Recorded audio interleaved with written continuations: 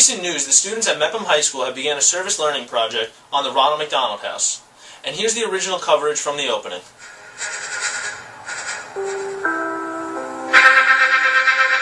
This is an NBC News special report. Breaking news. It's 1974 and McDonald's has opened its first charity organization. The charity organization is called the Ronald McDonald House. Apparently their main purpose is to give kids who are sick a chance to be with their families and feel like a normal kid in a healthy, safe environment. And now back to you, Dean. Thanks a lot, Anthony. Instead of sitting here explaining it to you in words, we figured we would just show you. And here we have some special guests to share their stories. I'm Dylan Pubbits, and these are my beads of courage. What made you realize that Dylan was starting to become ill? The way that we found out about Dylan's condition was that he had been regularly ill, like continuously with flu symptoms and signs of depression, and then there was just a point where the flu diagnosis was just not enough for me. After he was flown into the hospital, what was your final diagnosis of Dylan?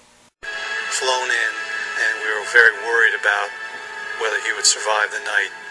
Fortunately, we were able to determine that he had something called a central nervous system germinoma. As Dylan's sister, how did you feel knowing what he was going through? It's extremely hard to see Dylan go through.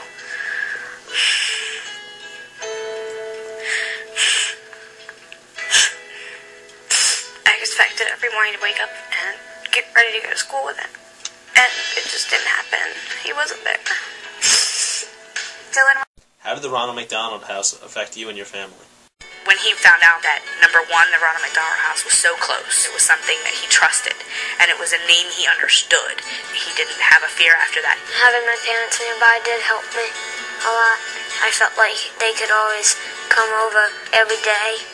Dylan was finally able to come here. People already knew about him, so when he walked in the door, they knew his name. The Ronald McDonald House was great because I could just stay there with him, and there were no doctors or nurses or beeping machines everywhere. How is Dylan doing now after his experiences at the Ronald McDonald House? Doing dramatically well now. He was considered tumor-free as of May 5th of 2010, which is a huge, huge miracle, seeing as we were under the understanding that he would always have tumors. I have had an interesting relationship with Dylan. When I first met him, he scared the bejeebies out of me. He was very sick, and as the treatments did their job and as he felt better, the true Dylan emerged. He's a smart, clever, happy boy, and one of the best things about my sometimes difficult job is taking care of kids like Dylan.